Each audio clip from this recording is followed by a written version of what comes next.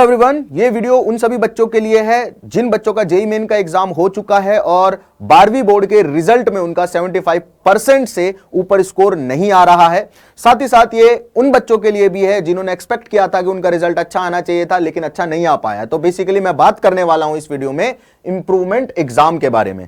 देखो बच्चों, सीबीएसई का क्लास 12th का रिजल्ट आ चुका है और सीबीएसई ने अपने पोर्टल पे जारी कर दिया है कि आप लोग इंप्रूवमेंट का जो एग्जाम है वो दे सकते हो। इसके बारे में खुल के बात करेंगे कि कब इसकी डेट होगी, कितनी बार दिया जा सकता है, कितने सब्जेक्ट के लिए दिया जा सकता है, रिजल्ट कब आएगा और पेपर कब होगा। लेकिन ये एग्जाम इंपॉर्टेंट क्यों है बता देता हूं बच्चों। बहुत सारे बच्चे हैं जिनके जेईई मेन में अच्छा स्कोर आ रहा है, एक्सपेक्ट कर रहे हैं एक अच्छा एनआईटी, लेकिन हो सकता है ऐसी भी मिसहैपनिंग हो सकती है बच्चों के साथ में कि उनका जो 12वीं का रिजल्ट है वो 75 से कम आ रहा है और जेईई ने साफ साफ अपना क्राइटेरिया बना रखा है कि 75% आपके 12th में मिनिमम होने ही चाहिए या उससे ऊपर होने चाहिए अगर आपको किसी अच्छे एनआईटी में जाना है। तो जो बच्चों का स्कोर कम आ रहा है, जेईई मेन वाले बच्चे, ठीक है, उनके लिए इंपॉर्टेंट है इंप्रूवमेंट एग्जाम। उन सभी बच्चों को देना ही देना है अगर आप एक साल एक्सटेंड नहीं करना चाहते हो तो।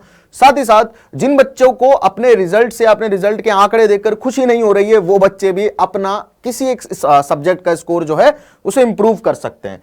तो जानते हैं कि इंप्रूवमेंट एग्जाम क्या चीज है और इसके बारे में और क्या क्या बातें हैं जो आपके दिमाग में आ रही होंगी कि कौन है जो इस एग्जाम में अपीयर हो सकता है, who can appear for this exam. तो जो बच्चे इस साल पास हुए हैं, पास स्टूडेंट जो हैं, ठीक है ना, only those can appear for improvement exam. बेटा इंप्रूवमेंट एग्जाम है, ये वो वाला एग्जाम नहीं कि आप फेल हुए हो तो भी इंप्रूव कर सकते हो, नहीं।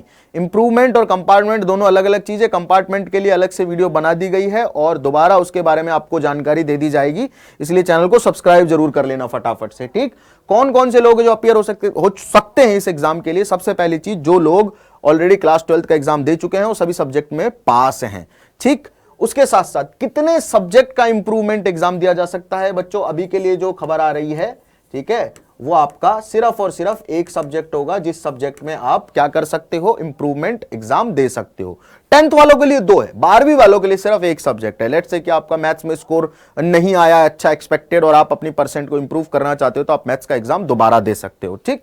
साथ ही साथ एग्जाम की जो डेट है एक्सपेक्टेड वो जुलाई है, जुलाई में आपका एग्जाम हो जाएगा और रिजल्ट जो है विद इन फ्यू वीक आ जाएगा, ठीक है। जैसे एग्जाम होता है विद इन फ्यू वीक जो है आपका रिजल्ट अनाउंस कर दिया जाएगा। अब सबसे अच्छी बात रिजल्ट की यह है कि आपके रिजल्ट की जो मार्कशीट बन के आएगी, वो मार्कशीट जो सीबीएसई से बन के आती है, उसमें कहीं पे ये नहीं लिखा होगा कि आपने इंप्रूवमेंट एग्जाम के थ्रू इस मार्क्स को इंप्रूव किया है या फिर ये आपका इंप्रूव्ड मार्क है, ऐसा कहीं भी नहीं लिखा हुआ आएगा। एज इट इज जैसे एक जनरल बच्चे की मार्कशीट आनी चाहिए, एक सामान्य बच्चे की जो मार्कशीट आती है सभी बच्चों की, बिना इंप्रूवमेंट वालों की भी जो मार्कशीट आएगी एज इट इज आएगी, ठीक है।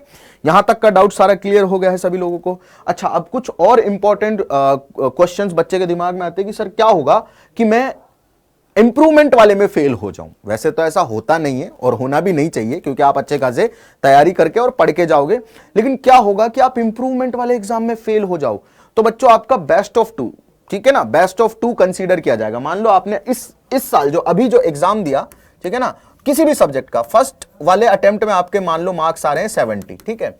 सेकंड वाले अटेम्प्ट में जो आप इंप्रूवमेंट दे रहे हो, इंप्रूवमेंट एग्जाम में आपके मार्क्स आ रहे हैं लेट्स से 65, ठीक है ना, तो बेस्ट ऑफ 2 को कंसीडर किया जाएगा। तो आपको पता है दोनों में से कौन बेस्ट है।